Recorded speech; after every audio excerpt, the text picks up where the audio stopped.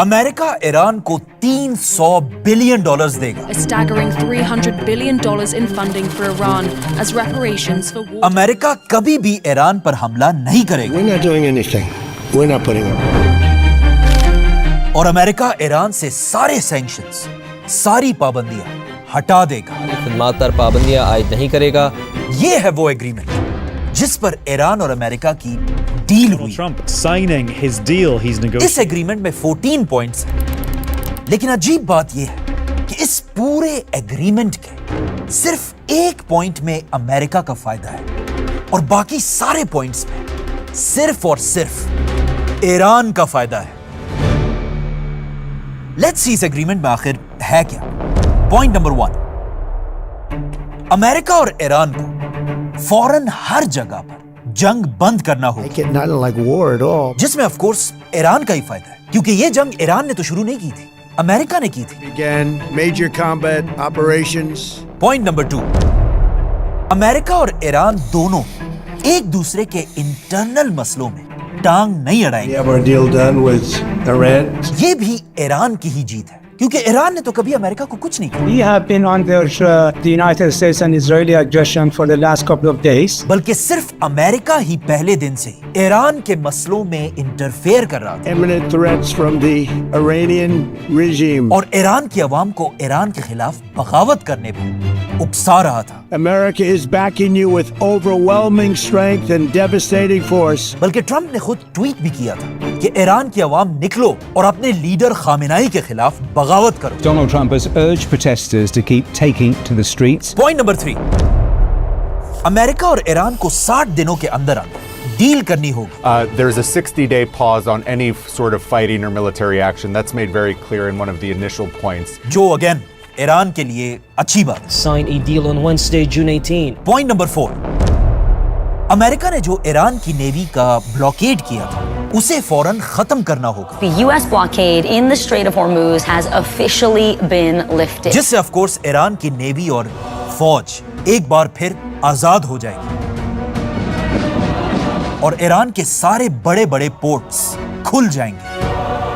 Point number 5, Iran straight of हुर्मुज को 100% खोल देगा The U.S. announced today that it's lifting the blockade of the Strait of Hormuz और यहां से हर बहरी जहाज को गुजरने देगा. of the Strait of Hormuz to let ships pass through.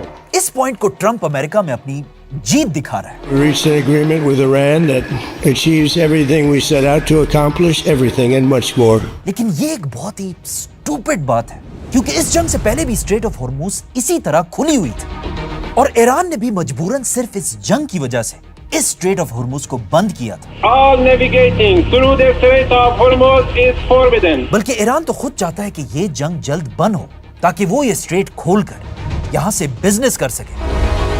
मतलब ईरान खुद चाहता है कि ये स्ट्रेट खुल जाए. तो ये पॉइंट भी ईरान की जीत है. पॉइंट नंबर 6, हाँ ये सबसे खतरनाक पॉइंट है. इस पॉइंट में ट्रंप कहता है कि अगर ईरान ने अच्छा बिहेव करना शुरू किया तो जंग के बाद अमेरिका ईरान को दोबारा बिल्ड करने के लिए $300 बिलियन भी दे सकता है. ये बहुत अजीब बात है. अमेरिका ऐसा क्यों करेगा? Only $300 billion fund. लेकिन अमेरिका के लिए ये कोई नई बात नहीं. It's only if they're doing things right. Remember that. आज से बहुत साल पहले जब अमेरिका ने वर्ल्ड वॉर 2 खत्म करने के लिए जापान के 2 शहरों पर एटम बम गिराए थे. Dropped one bomb on Hiroshima. तो फिर इसी जंग के बाद अमेरिका ने ही जापान को दोबारा फंडिंग करके जापान को दोबारा अपने पैरों पर खड़ा किया था, जिसे मार्शल प्लान कहा जाता है. The United States supplied help in tangible form as well as political and economic guidance. और उसी की वजह से आज जापान है. तो अगर अमेरिका ईरान के साथ भी ऐसा ही करे फिर ये भी ईरान के लिए एक बहुत बड़ी जीत होगी. पॉइंट नंबर 7, ये पॉइंट ईरान की जिंदगी का सबसे मुश्किल पॉइंट है क्योंकि ये एक पॉइंट ईरान को हमेशा के लिए बदल सकता है. ईरान के पास दुनिया का 12% ऑयल है और दुनिया की 16% गैस भी ईरान में ही है. मतलब ईरान के पास कतर, यूएई, कुवैत जैसी कंट्री से बहुत ज्यादा तेल है. लेकिन अगर फिर भी देखा जाए تو ایران ایک غریب کنٹری ہے اور یہ باقی ساری کنٹریز دنیا کی سب سے امیر کنٹریز میں سے ہے. ایران کا یہ حال صرف اور صرف ایک ہی چیز کی وجہ سے اور وہ ہے امریکہ کے sanctions. Powerful sanctions will go into full effect. جس کی وجہ سے ایران کے پاس آئل اور گیس سب ہونے کے بعد بھی وہ دنیا میں کسی کے ساتھ بھی ٹریڈ نہیں کر سکتا سوائے چائنا اور رشیا کے, کیونکہ وہ امریکہ کی بدماشی نہیں مانتے. اگر امریکہ نے ایران سے سینکشنز ہٹا دیے تو بہت آسانی سے ایران بھی سعودی اور قطر کی طرح ایک ایکسٹریملی رچ ملک بن سکتا ہے. Point number 8, atom bomb. اس پورے ایگریمنٹ میں صرف یہ ایک ایسا پوائنٹ ہے جس سے امریکہ کو تھوڑا فائدہ ہو سکتا ہے, کیونکہ ٹرمپ نے یہ جنگ ایٹم بم کے بہانے سے شروع کی تھی اور اب اس ایگریمنٹ میں ایران بھی یہ بات ماننے کو تیار ہے کہ ایران کبھی بھی ایٹم بم نہیں بنائے گا. لیکن یہ بات ایران صرف آج سے نہیں بلکہ پچھلے 23 سال سے کر رہا ہے. آج سے 23 سال پہلے جب امریکہ نے یہی ایٹم بم کا جھوٹا بہانہ بنا کر عراق کے صدام حسین پر حملہ کیا تھا,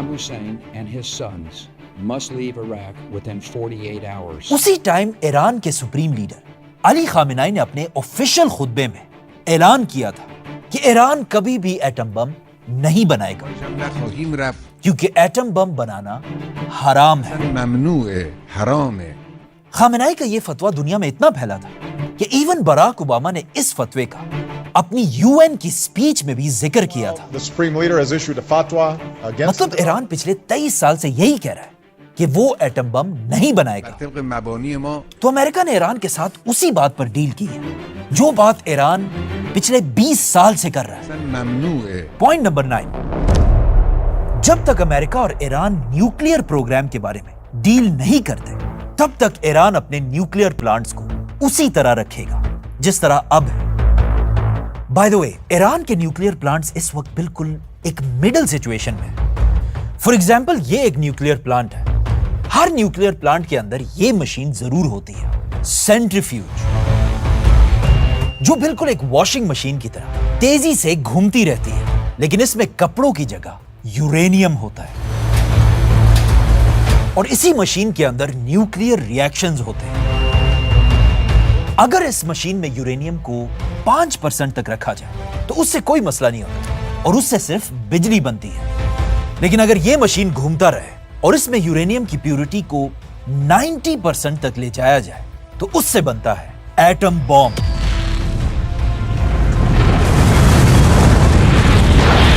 ایران کے نیوکلیئر پلانٹس میں اس وقت یورینیم 60% پر رکھا ہے, مطلب ایٹم بم کے بہت ہی قریب. لیکن ایسا صرف ایران امریکہ اور اسرائیل کو ڈرانے کے لیے کر رہا ہے, اور یا کیا پتا ایک دن ایران ایٹم بم بنا بھی دے.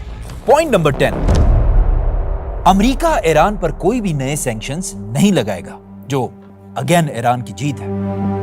پوائنٹ نمبر 11, امریکہ ایران کے ان سارے پیسوں کو ریلیز کر دے گا جو امریکہ نے ایران پر پابندیوں کی وجہ سے بلاک کر دیے تھے.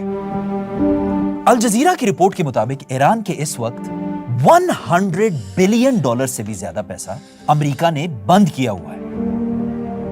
مطلب ایران کو $100 بلین واپس مل سکتے ہیں, جو اگین ایران کی ہی جیت ہے. پوائنٹ نمبر 12, امریکہ اور ایران کچھ لوگوں کو سلیکٹ کریں گے جو اس ڈیل پر سائن کریں گے. Not important. پوائنٹ نمبر 13, دونوں سائڈز آپس میں بڑی نیگوشیشنز کے لیے تیزی سے آگے بڑھیں گے. Again not important. اور آخری پوائنٹ یہ ہے کہ یہ ایگریمنٹ UN سے سائن کی جائے گی. مطلب ان 14 پوائنٹس میں کوئی بھی یہ آسانی سے دیکھ سکتا ہے کہ اس ایگریمنٹ میں صرف ایک ہی پوائنٹ امریکہ کی فیور میں اور باقی 13 پوائنٹس ایران کی فیور میں. لیکن یہ ایگریمنٹ ہونا اب بھی اتنا آسان نہیں, کیونکہ جتنا ہم سب اس ایگریمنٹ کی وجہ سے ایران کے لیے خوش ہیں, اتنا ہی ایک آدمی اس وقت دنیا میں چیخ چیخ کر رو رہا ہے. اسرائیل کا پرائم منسٹر نیتن یاہو. اور بالکل پہلے کی طرح وہ اب دوبارہ کوشش کر رہا ہے کہ کسی طرح یہ ایگریمنٹ بھی ٹوٹ جائے اور امریکہ اور ایران کی دوبارہ جنگ شروع.